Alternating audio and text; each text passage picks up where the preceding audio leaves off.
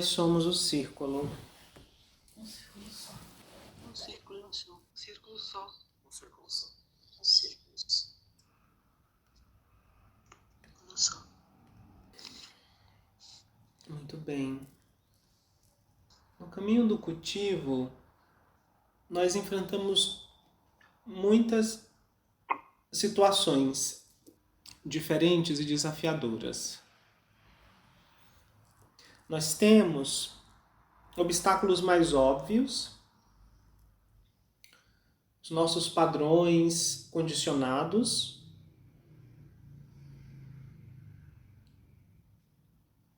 padrões de pensamento, todos frutos de uma percepção distorcida da realidade. Mas esses padrões de pensamento, eles criam padrões fixos, condicionados de energia também. E por energia, eu estou me referindo aqui especificamente a esse estado mais sutil da substância, em relação à substância como nós normalmente a percebemos de maneira mais concreta ou objetiva. E eu estou usando energia para me referir a esse nível da substância mais sutil. Claro, esses padrões de energia cristalizados, eles vão produzir uma organização dessa substância objetiva com determinadas tônicas, qualidades, que é a nossa experiência. Ou seja, por conta de uma condição básica e profunda de percepção, a forma como eu penso a realidade se constrói de certa maneira. A forma como eu penso a realidade organiza o movimento da energia de uma certa maneira. A forma como essa energia está organizada condiciona a maneira como eu percebo a substância objetiva de uma certa maneira. Então, minhas ações, em qualquer nível que seja, vão estar respondendo a essa percepção limitada ou essa percepção condicionada que eu tenho da realidade objetiva. Falando da realidade objetiva, porque é nesse plano que nós estamos focando nossa consciência durante a encarnação. Isso, de maneira resumida, é o processo kármico. Humano, né? Obviamente. O karma humano. Você, como uma consciência que experimenta a etapa humana, quando não conhece isso, cria todo tipo de justificativa, de desculpa, de história. Muitas vezes ficções, né? Bem fantasiosas, bem ricas, né? Para tentar explicar por que as coisas acontecem como acontecem, por que você age como você age, etc. Quando você começa a ser capaz de perceber esse processo, mesmo nesses passos resumidos como eu estou dando aqui, percepção básica e fundamental distorcida. Qual é essa percepção básica, fundamental distorcida? Qual é a distorção básica? Ignorância. Não, isso é equivalente. Eu quero saber qual é essa distorção. Ignorância do quê? Do que se é acreditar que eu sou essa personalidade. O que mais? Isso daí é resultado também, né? Apesar desse nível de ignorância ele ser bem sutil, mas ele é resultado de que confusão básica? Por que você acredita que você é a personalidade? Qual é a causa dessa Identificada com o confusão? corpo. Por que que você se Eu me identifica com o identifico com corpo? o corpo. Mas por que se identifica com o corpo? Isso é resultado do quê? Por causa da ignorância. Tá, ignorância. Identificação com os sentidos? Ignorância Se é um. ter separado. Calma. Ignorância é a palavra que a gente dá para esse processo como um todo. Identificação com o corpo, com sentido, é resultado de alguma coisa. Do quê? Por que que você se identifica com sentido? Por que que você se identifica com o corpo? Confusão. Tá, confusão, assim como ignorância, é um nome para o processo como um todo. Confusão do quê? Que foi um aprendizado. Percepção distorcida. Percepção distorcida é a expressão para o processo como um todo, assim como ignorância, assim como confusão. Eu quero saber qual é essa confusão. Vocês estão me dizendo, é doença, é doença. Claro, é doença. Doença é um nome para o que está se vivendo. Mas onde é que essa doença atua? Como é que ela surgiu?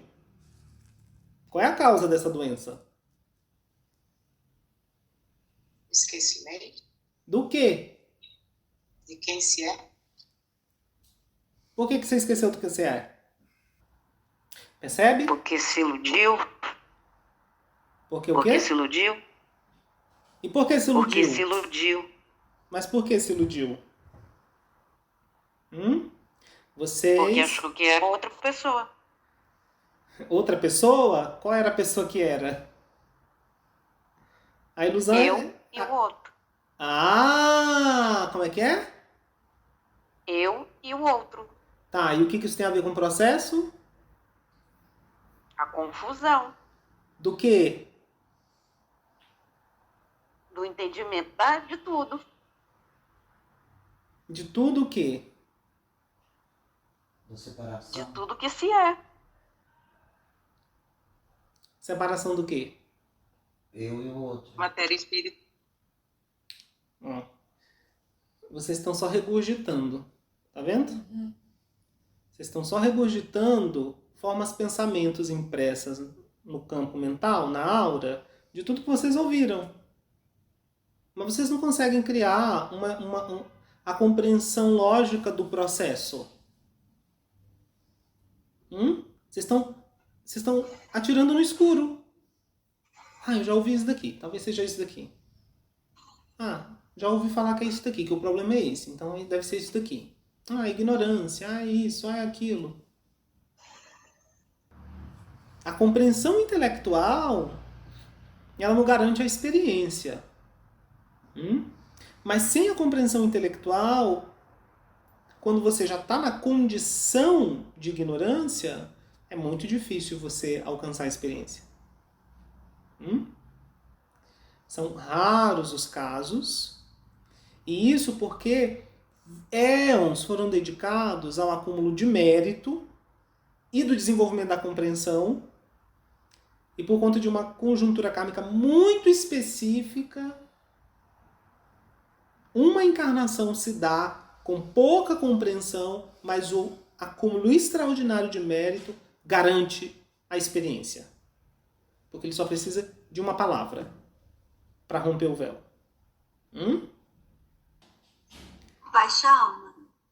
A ignorância, a confusão, a doença está no nível muito fundamental e muito básico.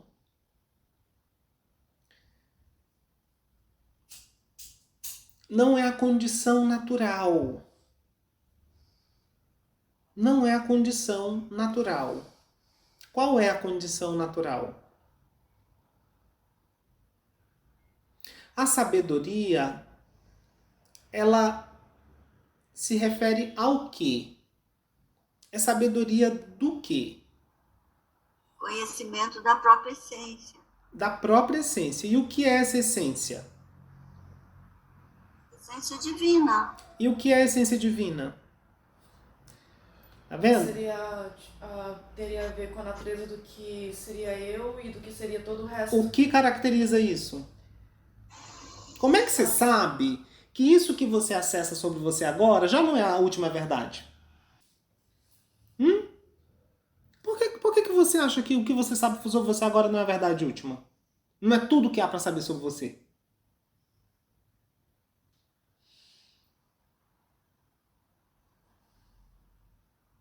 Porque no momento, tudo que eu sei sobre mim seriam coisas que são, que passam, assim, que não seria a verdade porque eles acabam, têm um fim, são finitas. E o que caracteriza tudo que é finito? Que tem um início E que e tem. que tem um fim. E isso, em outras palavras, é o quê? Que são coisas impermanentes. Tá. Uma coisa que tem um começo e uma coisa que tem um fim, é o oposto de uma coisa que não tem começo e que não tem fim. Sim, Que palavra eu dou para uma coisa que não tem começo e que não tem fim? absoluto. Infinito. Infinito. Infinito. Infinito é o oposto de que palavra? Finito. Finito. Finito é sinônimo de que palavra? E fim. De que termina. Essa mesa, ela tem começo e tem fim, certo? Sim. Ela toca aquela parede? Não. Ela toca o final do planeta? Não. Ela toca a borda do sistema solar? Ela é o quê? Ela tem um limite. Ela tem um limite. O que é finito, então, é limitado. Você não sabe o que você é porque você só sabe de você aquilo que eu conheço, que é limitado. Aquilo que é limitado. Só coisas que começam e terminam. Coisas que têm uma borda. Coisas que têm uma demarcação. Coisas que têm um limite. Coisas que têm uma circunferência, um contorno. E todas as coisas que partilham desses atributos são coisas limitadas, infinitas e impermanentes. Impermanentes. Se você sabe o que você não é, você tem uma pista sobre o que você é. Agora, qual é o seu problema básico, então? O que é que está faltando aí? O que é que está faltando aí que então gera ignorância, gera confusão, gera doença, gera a percepção distorcida? O que é que falta? Autoconsciência? Não. Isso daí é mais uma palavra que vai descrever o processo. Eu quero saber o que que falta. Se você sabe o que você não é, que você acabou de me descrever, o que é que está faltando aí? Sabedoria do quê? Saber o que eu sou. Não, tá. E o que é isso? Que seria o que... É a sabedoria do...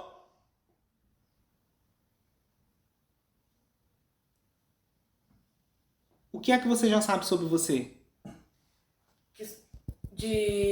É limitado, finito e impermanente. Então, o que que falta? Falta o seu conhecimento sobre... O que é infinito, permanente e sem limitações. Ilimitado. Essa sabedoria é a sabedoria do ilimitado, do infinito, do permanente ou eterno. Entende? Uhum.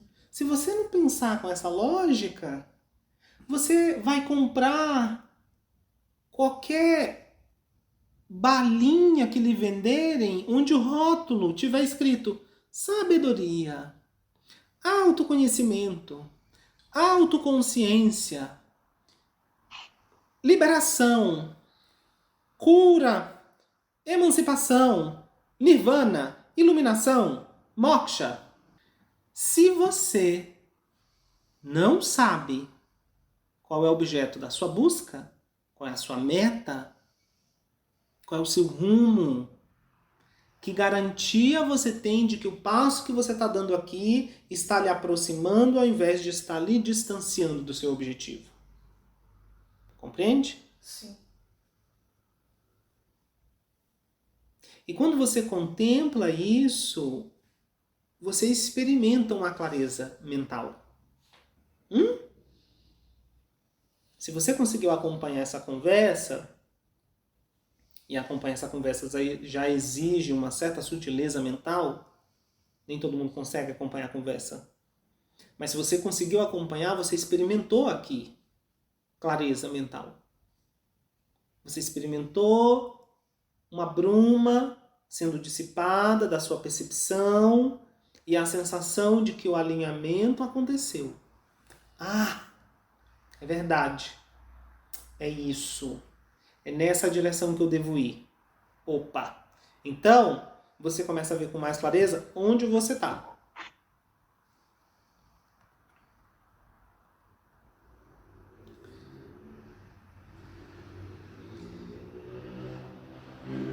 Se o problema básico é uma ignorância do ilimitado, do eterno, do infinito, quer dizer então que o problema de percepção é um problema que tem a ver com a ignorância dessas coisas e que gera, portanto, uma percepção distorcida, porque baseada apenas no que é limitado, no que é finito e no que é impermanente.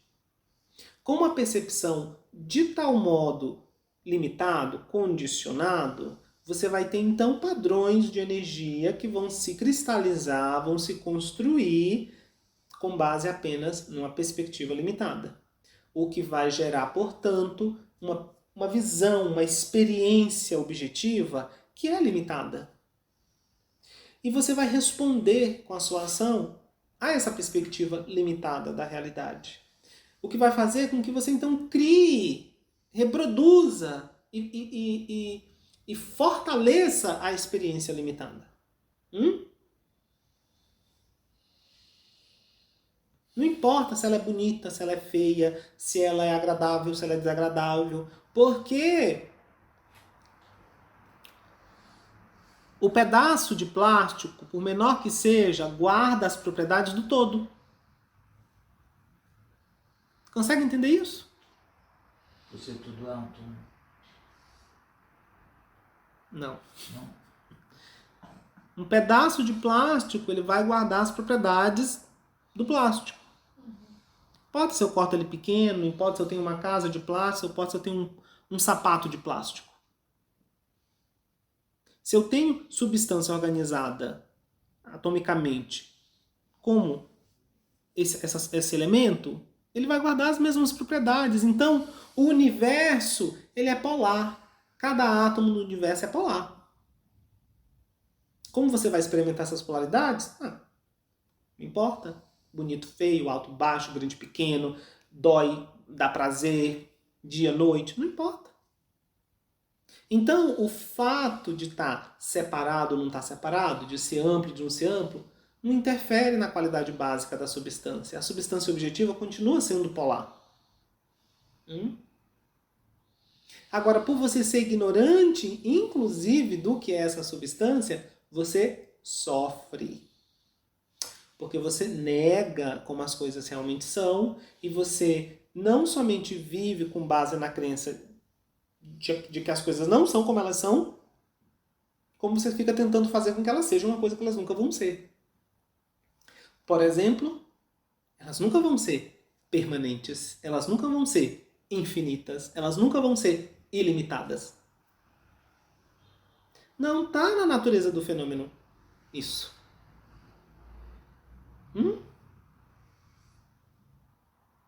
Compreende? Então, quando a gente olha para essa situação energética, né, que são esses padrões mentais e esses padrões energéticos, né? Isso é psicoenergético, porque, na verdade, isso é inseparável, né? A gente não tem como falar de uma coisa sem falar da outra, né? A gente não tem como isolar esses elementos. Então, a gente chama todos esses padrões criados pela ignorância de venenos da mente. Então, a gente tem, né, todos os venenos da mente no caminho do cultivo. É normal, então, que você, se você está cultivando, você comece a ficar mais consciente dos seus venenos. Você começa a ficar mais sensível à expressão dos seus venenos. Dos seus. porque um resultado muito claro que acompanha o processo do cultivo é que você se torna mais tolerante, mais compreensivo do veneno do outro.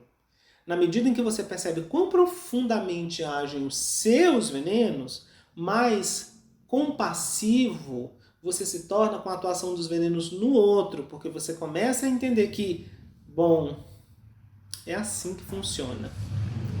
Olha a minha situação. Como é que eu posso exigir do meu irmão uma coisa diferente?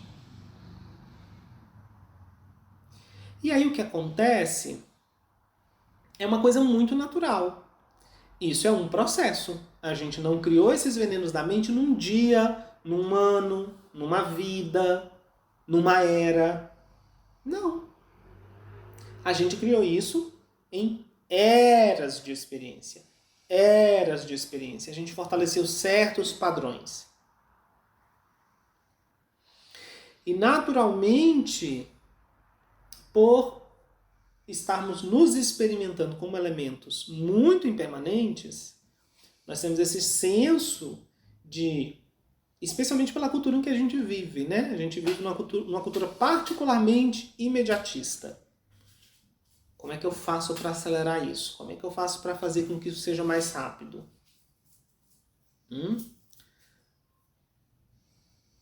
Então a gente entra nessa ideia, né, da espiritualidade de supermercado, né? Fast food, fast spirituality, né? É o mote, né, da nossa civilização, né? Comida rápida, espiritualidade rápida. E a gente começa a sair às compras, né? Qual é o método, qual é a prática, qual é o meio que vai me fazer chegar mais rápido, quem é que me garante, né, o acesso mais direto à coisa. É muito engraçado. Esses dias eu estive, né, organizando e acompanhando, né, a visita de um mestre tibetano ao Brasil, e ele contou uma história muito interessante, que uma vez mais de uma pessoa já chegou para ele e oferecendo milhões de dólares. Mestre, eu te ofereço milhões de dólares e você me passa a prática avançada, essa secreta que só dá para passar quando você faz todo esse processo. Entende? Entende? Aí você olha para esse comportamento exagerado e você ri, você acha, nossa, que coisa mais tosca, meu Deus, ser humano realmente. Está dentro de você. A sementinha dessa ação, ela está dentro de você. Ela está aí como esse ímpeto que você tem de querer, e agora? Qual é a novidade? Qual é o método mais rápido? Será que isso daqui vai me resolver? Agora é isso daqui, agora é isso daqui, agora é isso daqui? Completamente ignorante de que as causas e condições envolvidas no seu problema são complexas e variadas, o que naturalmente exige que as causas e condições envolvidas na sua cura sejam complexas e variadas.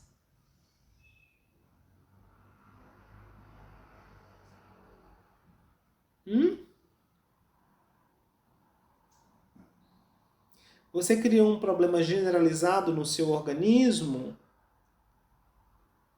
por anos e anos e anos de um padrão não saudável. E você espera resolver isso com um anador. É tão ilógico quanto. Então deixa eu pegar essa prática aqui, ela vai resolver tudo. Aí você toma um anador. Só que a dor é só uma condição desse seu problema. Só uma. Você não vai precisar só de uma prática, você vai precisar de várias. E você vai precisar de muito mais do que só prática. Muito mais do que só isso. Compreende?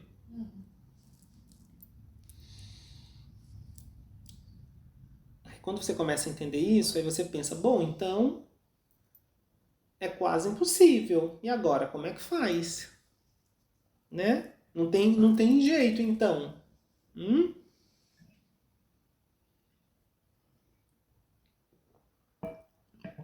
A boa e a má notícia é que os seus veículos são impermanentes, você não. Por que eu disse que essa é a boa e a má notícia? Né? Porque ela é boa, porque obviamente você vai ter outra oportunidade, outra oportunidade, outra oportunidade, outra oportunidade, outra oportunidade, outra experiência. Você é eterno. Então, né?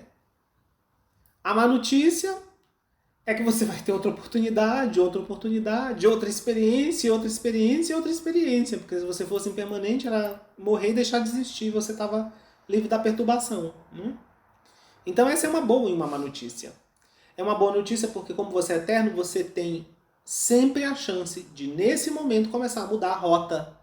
Começar a mudar a sua direção. Você colocou seu barco nessa direção, você pode mudar de direção. Se o seu barco ele afundar agora, imediatamente um outro barco vai aparecer. Um outro barco substitui aquele que se desfez. Então, a qualquer momento você pode começar a mudar a direção desse barco.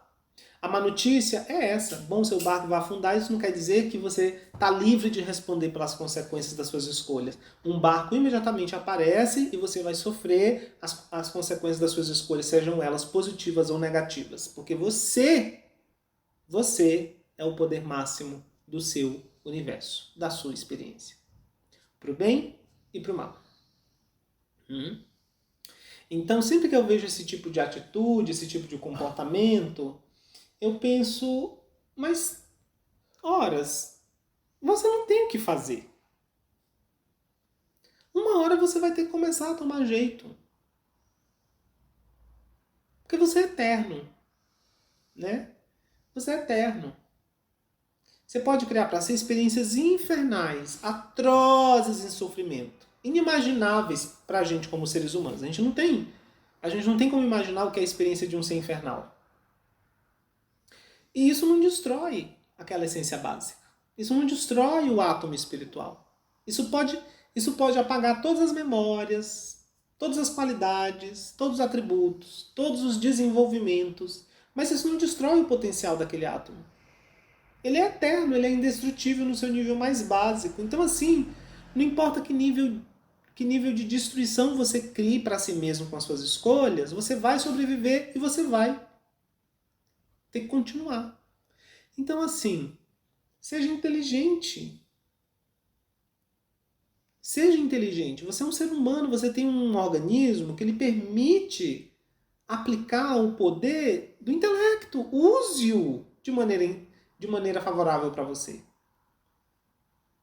Uma hora você vai ter que começar a tomar rumo. Uma hora você vai ter que começar a entender que você é seu próprio juiz. Você é o criador da sua experiência.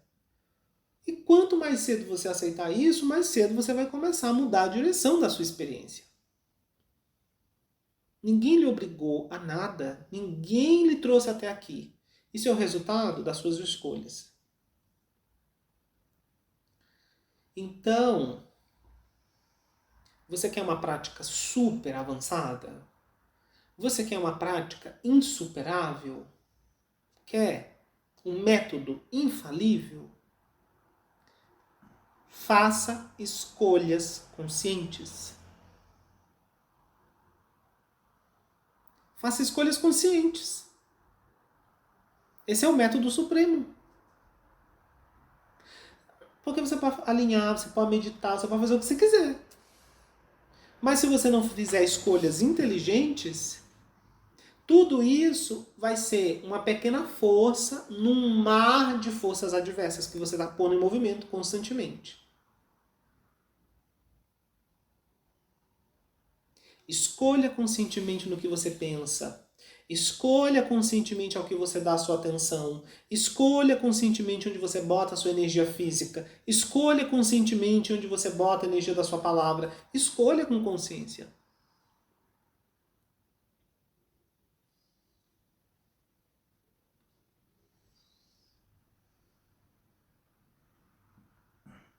Seja inteligente.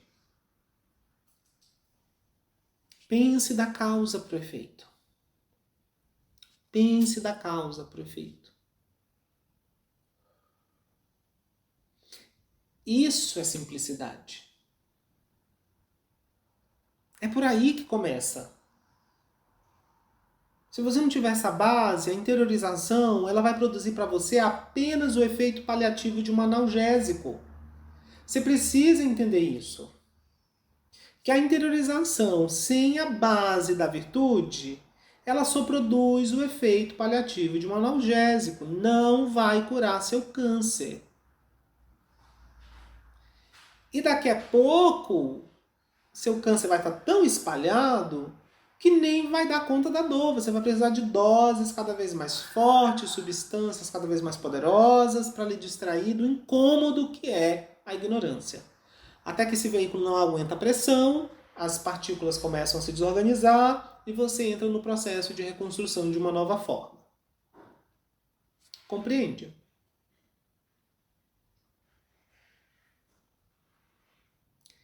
Então comece a fazer escolhas conscientes. Aplique a energia da simplicidade na sua vida. No que eu estou pensando? Pense com consciência. Escolha sobre o que você pensa. Sobre o que eu estou falando? Ao que eu estou dando minha atenção? Onde é que eu estou colocando minha ação? Onde é que eu estou colocando minha energia? Sobre o que eu estou falando?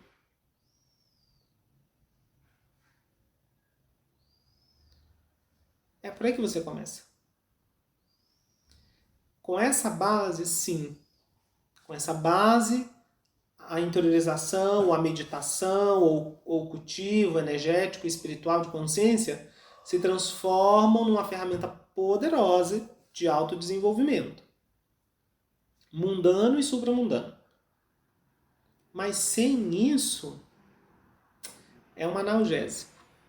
Vai dar uma aliviada naquele estresse, vai dar uma relaxada, e daqui a pouco você está hiperaquecido de novo.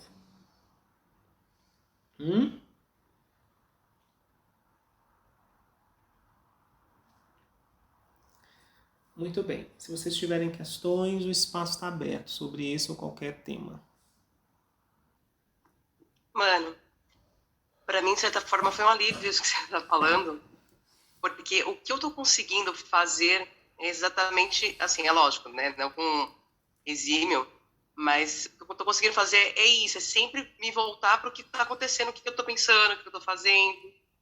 E só que a questão, por exemplo, de prática, mas de interiorização, tava muito difícil. E ao mesmo tempo, tipo, uma cobrança muito forte interna, que tipo, pô, mas esse é o caminho, não adianta eu querer, se eu não apaziguar minha... Porque eu entendo também que assim, eu preciso apaziguar minha mente também.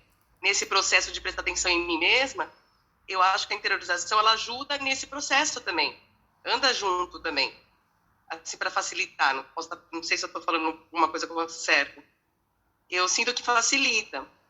Mas, assim, o que eu estou conseguindo fazer é botar atenção. Atenção em coisas que eu quero, assim, coisas que eu acho que é sadio, salutar para mim, para o meu interior. Mas, assim, uma cobrança muito forte no sentido de interiorizar, de aquietar a mente, sabe? De realmente meditar, né? E eu tô tentando, só que, assim, naquele passo de também não me estressar, né? Que nem você falou, quando a coisa começa a ficar estressando, larga um pouco também, né? Mas esse processo que você falou agora, de botar atenção, de ver o que você está botando atenção, o que você está falando, o que está fazendo, é algo que eu tô colocando energia.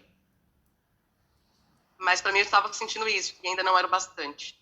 Porque aí era como se corresse contra a maré. Porque assim, se eu coloco atenção nisso, mas eu também não aquieto minha mente, não sei.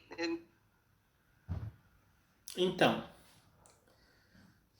quando você pratica vigilância, naturalmente você fortalece o poder da sua capacidade de se concentrar.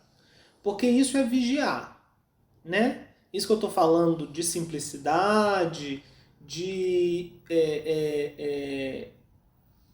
escolha consciente, é a vigilância daquela fórmula, né, mística, vigiar e orai.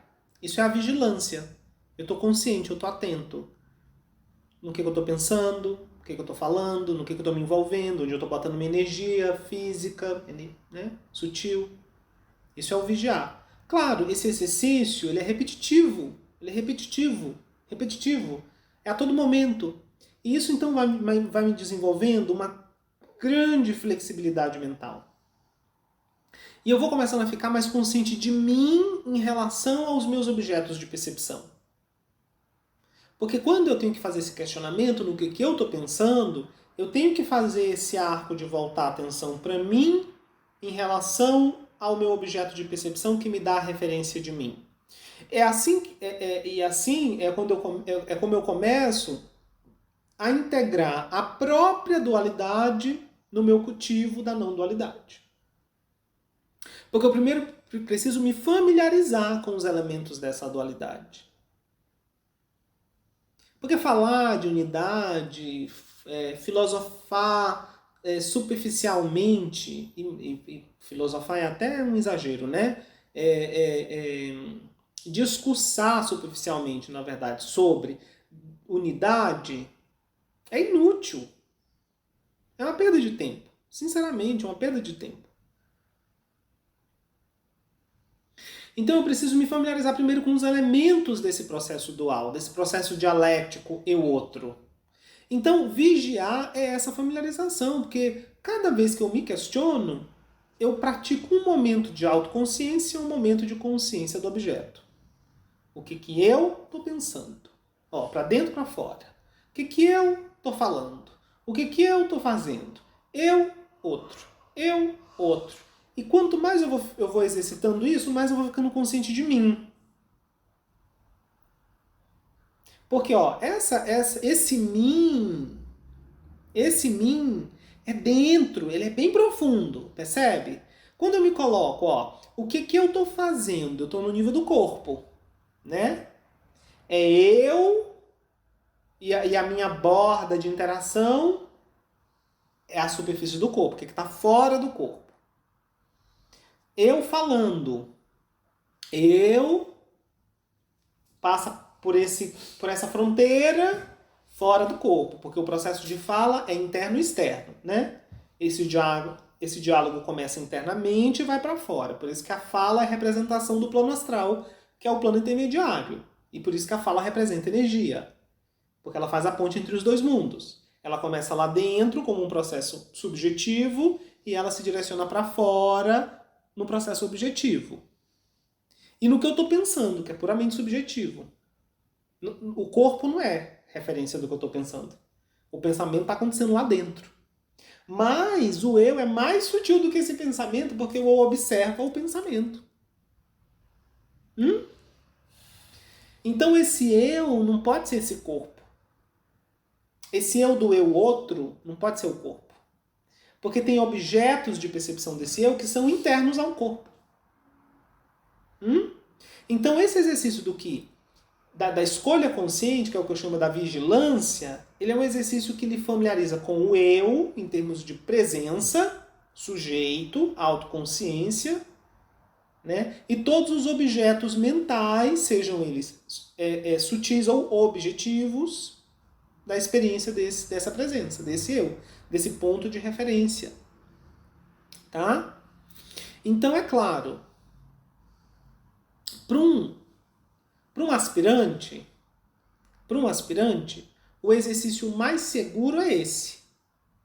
Claro, se ele tem a condição kármica de aplicar tempo para práticas espirituais, oração, meditação, que é o orar, né? O orar, vigiar, orar. Se ele tem a condição de aplicar energia no orar, mesmo nessa fase inicial, muito bem, uma coisa vai fortalecer a outra.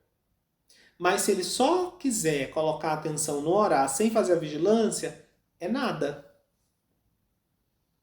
É tempo que ele passou como se ele estivesse assistindo uma televisão, como se ele estivesse jogando conversa fora, como se ele estivesse...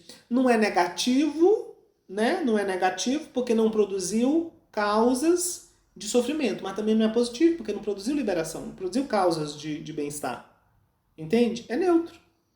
É como eu assistir um filme, é como eu ficar ali olhando na rua, É como fazer carinho no meu gato, sabe? É umas coisas assim que não produzem nem grandes consequências positivas, nem grandes consequências negativas. Elas estão numa zona ali meio neutra. Entende? Agora, se ela está acompanhada do processo de vigilância, ela tem poder. E aí, o que eu te falo? Se você, por questões kármicas, está passando por uma fase em que é difícil você orar, e você já tem um nível de maturidade relativa, ou seja, se você não é mais criança, você já é um adolescente, entende? Porque a criança, ela é puramente sensorial. Se tiver bom, ela fica. Então ela ora se tiver agradável. Se tiver desagradável, ela não consegue orar. Né? Ela não consegue lidar com o desafio da adversidade, porque ela está aprendendo isso. Né? A criança, estou falando aqui como um exemplo para o aspirante no estágio mais inicial. Né? Se esse é o seu caso, se você se percebe como um aspirante infantil, que você não tem resiliência para lidar com um momento de adversidade kármica, então você não consegue orar quando você está passando por dificuldade na sua vida, quando você está passando por um período de adversidade, seja externa ou interna, né? Pode ser que lá tudo tá bom, mas a sua mente não está conduciva, né? Então você tem que realmente focar no vigiar e aproveitar qualquer possibilidade que seja de orar, né? Sim. Isso é o que a gente diz para a criança. Para o adolescente, a gente diz, então, você tem que entender uma coisa, que enquanto você voltar para o padrão de comportamento da criança, você vai atrasar seu desenvolvimento. Você já tem capacidade. Crie uma solução. Tá? Não está indo por aí? Crie uma alternativa. Porque orar é muitas coisas, né? Orar é um movimento de interiorização. Como você vai fazer isso? Seja criativo. Você é um adolescente, uai. Se vira. Cadê sua criatividade? Cadê sua engenhosidade? Sim, porque para você se distrair, para você se divertir, para você brincar com os objetos da percepção, você é super criativo. Você encontra 1000 maneiras de se distrair. Usa essa criatividade para se concentrar. Como você vai fazer isso? 1001 formas. Sabe? Nessa casa, especialmente, vocês não podem nem ter desculpa, porque vocês têm uma variedade de métodos que foram ensinados enormes. Uns mais austeros, né? Mais simples e diretos, outros mais elaborados, né? Com mais entretenimento, digamos assim, né? Com mais elementos que engajam a mente infantil. Então, entende? Ah, mas eu não consigo ficar sentado meia hora. Faz 2 minutos. Faz 2 minutos. Sentou no banheiro para ir fazer pipi, fica 2 minutos a mais sentado no vaso. Leva atenção para a respiração, visualiza o selo, faz uma prece, invoca o eu superior, interioriza como você quiser. Foi fazer xixi de novo? Mais 2 minutos. Percebe? Foi dobrar roupa? Dobra 5 roupas, senta 2 minutos. Entende? Você é tão esperto para se distrair. Você tem uma esperteza tão grande para criar experiências de distração e confusão. Use ela ao seu favor. Entende? Então você vai cultivar a vigilância e se você já é um praticante adolescente, entre aspas, né? Você precisa encontrar uma maneira de inserir a interiorização, porque senão você vai perder terreno. Né? Você vai perder terreno conquistado. Entende? Porque a sua vigilância, ela não vai estar mais na mesma fronteira. Né? É que nem uma sentinela. A vigilância, essa palavra é usada, porque ela é bem expressiva. É como um sentinela. Você está guardando que porta agora? Né? No começo, você está lá fora do castelo, você tá fora do muro. Você está enfrentando o seu inimigo ali. Porque seu castelo está conquistado, então você está indo de fora para dentro. Aí você conseguiu conquistar a primeira porta, né? A muralha externa desse castelo. Se você não mantiver suas forças arregimentadas ali, você vai continuar vigiando, mas você vai vigiar de fora da muralha de novo, como você estava antes. Você tem que vigiar, mas você tem que combater, porque senão você vai perder terreno e você não vai avançar. Entende? Então é isso.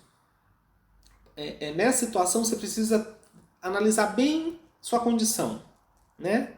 Claro, se você percebe a sua limitação, obviamente que não adianta você forçar violentamente essa limitação. Não. Eu ainda estou num estágio mais inicial, eu não tenho tanta força de desenvolvimento, tanta compreensão, então eu vou interiorizar quando der. Né? A criança é assim. Faz quando dá. Né? Porque, olha, não é assim que você trata a criança ela precisa dormir, ela precisa comer. Você não pode sacrificar essas necessidades básicas da criança em nome de um desenvolvimento extra. Pelo menos a educação saudável deveria ser assim, né? Obviamente que hoje está todo mundo doido, as crianças que se virem coitadas, mas aí é o karma dessas almas, né? Mas um adolescente não, né? O adolescente, ele priva o horário da comida para jogar videogame. Ele priva o horário do sono, né? Para ficar batendo papo na internet. Então, se você tem a resiliência e a energia para privar para distração, por que você não priva para fazer o seu dever de casa? Por que você não priva para estudar para a prova que você tem que fazer? Por que você não priva disso para o que vai ser útil para você? Se a gente aplicar isso para o cultivador, é a mesma coisa. Quando você é um cultivador criança, você não tem realmente condições, então você não pode tirar tempo do que é essencial para você no momento, que é vigiar para ir orar. Mas se você já é um cultivador adolescente, você tem resiliência sim, porque você encontra tempo para fazer tudo aquilo que é distração. Então você vai vigiar e você vai encontrar uma maneira de orar, né? Você vai ter que inserir isso no seu dia a dia, de alguma maneira. O que eu recomendo, o que eu percebo nos praticantes, que é a grande dificuldade, apego a regras fixas. Orar tem que ser desse jeito, nesse horário, dessa maneira, eu tenho que ter um templo, né? Eu tenho que ter tá tudo em silêncio, ninguém pode estar falando nada, eu tenho que estar dentro do meu quarto, eu tenho que sentar, eu tenho que ter isso. Isso daí é o demônio. Isso daí é o demônio na sua cabeça. Isso daí é o demônio. Sim. Isso daí são as forças evolutivas dentro de você, seu processo de autossabotagem. Esse negócio de colocar muita exigência para orar é demônio, é encosto, é obsessor. Que são a sua força autossabotadora, tá? Não tô falando que é gente de fora, não. É você mesmo, você é o seu único obsessor, você é o seu único demônio, você é o seu único obstáculo. Não, tá ali, ó, em pé, lavando uma louça, parou 2 minutos. Entre uma louça e outra, ninguém nem vai nem perceber. Entendeu? Seja esperto. Vou no banheiro. Tira 2 minutos dessa para interiorizar. Insira isso de alguma maneira. Momentos curtos, muitas vezes ao dia. Né? Isso. Até a onda passar. Isso. Porque a onda vai passar. Então, mano, é bem isso. Eu tenho feito isso. Momentos curtíssimos, ao longo do dia. Isso eu tenho feito. Tanto que o demônio veio esses dias me falar. Mas o que adianta? Você vai sentar aí 10 minutinhos, não sei o quê. Só que é aquilo, né? Aí me vem a voz também interior. Não, tá bom, deu o que deu. O corpo está quieto aqui, deu pra mim. Eu senti que eu consegui fazer uma coisa boa, legal. Mas é isso. Quando o demônio fala isso pra você, você responde assim pra ele. Então tá. Mas na hora de comer, né? Eu não nego uma maçã às 3, uma banana às 4 e uma pera às 5, porque eu não vou fazer uma grande refeição de uma vez só se eu tô com fome. Muito bem, sim. Se eu tô com sede, não vou beber meio copo d'água não, porque não vai matar minha sede de uma vez. Pra que eu vou beber meio copo d'água agora se eu vou ter só meio copo d'água daqui a 2 horas? Que sentido que faz isso? Se você tá com sede, alguém lhe dá meio copo d'água, você bebe meio copo d'água ali. Aí se uma pessoa lhe der meio copo d'água 2 horas depois, você bebe aquele meio copo d'água também. Porque você vai hidratar seu corpo, no final do dia o seu corpo vai estar hidratado, de meio copo e meio copo. Sim, sim. E esses dias eu tava justamente pensando isso, mano, porque eu tô fazendo isso que você falou, tô fazendo muito pingadinho, mas eu não deixo de fazer. Mas é assim, pingado, então eu deitei aqui, o silêncio ainda pra mim é um pouco importante, porque eu tenho a filha pequena. Mas, enfim, mas quando ela tá aqui deitadinha, se alguma coisa, você já para, opa, é agora. E aí, aquele momento que dá, eu faço. Só que, engraçado que aí me vem essas cobranças, você não tá fazendo, você não adianta, né? E quando eu vou me interiorizando, eu sinto, me vem nuances de calma, olha, você tá fazendo assim, ó, você tá fazendo isso, quando você faz uma leitura, quando você presta atenção no ensinamento, isso aí também conta. Aí vai me vindo nuances de que eu tô fazendo assim o caminho, porque às vezes parece que eu não tô fazendo nada, tá fazendo um pouquinho, parece que eu não tô fazendo nada, e vem a vontade, quer saber? Você não tá fazendo nada, chuta logo, sabe assim, uma neurose assim, louca? Sim. Aí fica esse... São as provas, exatamente, são as provas. Outra coisa, ore. Ore. Nós, na condição em que nós estamos, a condição que eu falo espiritual psicofísica, né? Porque nós somos elementos dessa humanidade. E a prática espiritual mais indicada para esse tipo humano é uma prática que une desenvolvimento intelectual e devocional. Então, que a sua oração, que a sua interiorização, ela não seja só um ato seco. de consideração, sim. Porque você não vai avançar. Você não vai avançar. Sabe, nem naquelas escolas que são tradicionalmente, né, conhecidas pela sua posição mais avessa a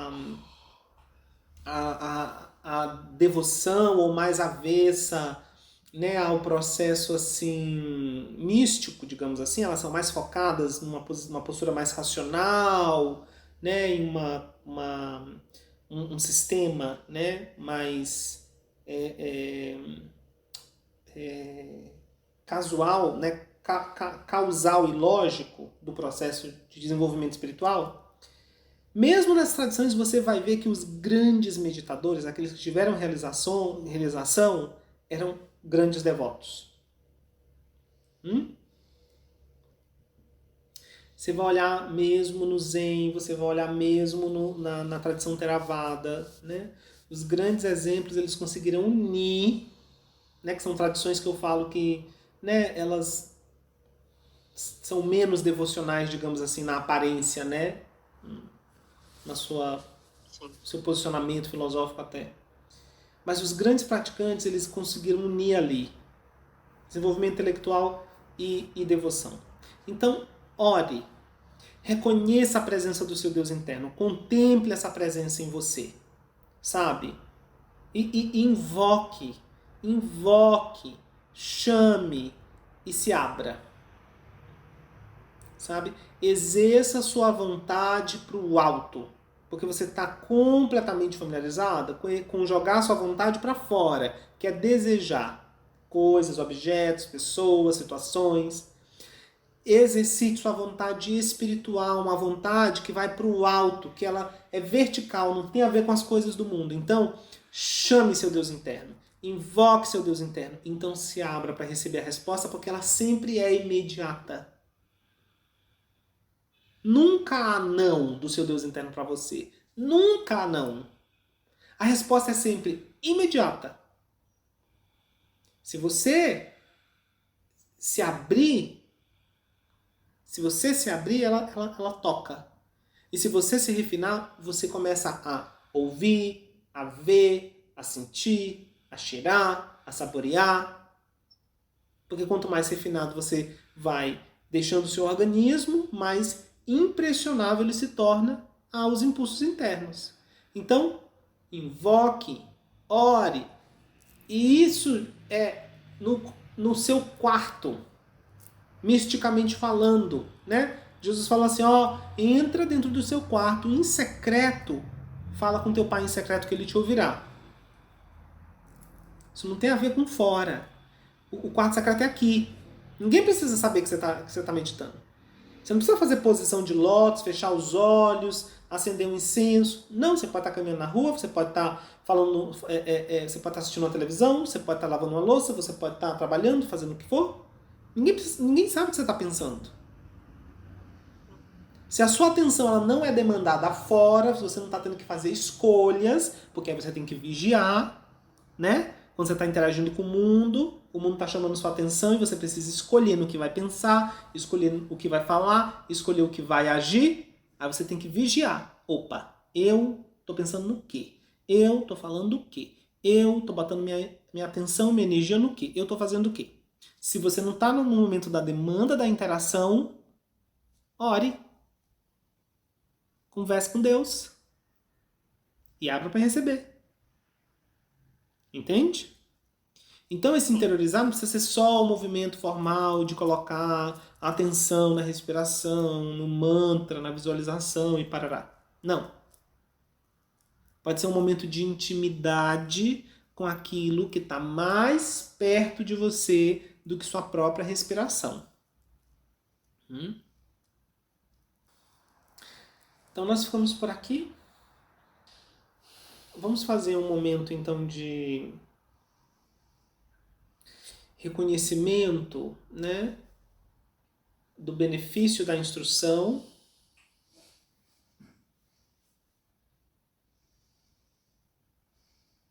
E de aspiração de que esse benefício ele possa repercutir através do nosso pensamento, da nossa fala e dos nossos átomos em toda a nossa rede de interação, alcançando então todos os seres no universo. Animarito.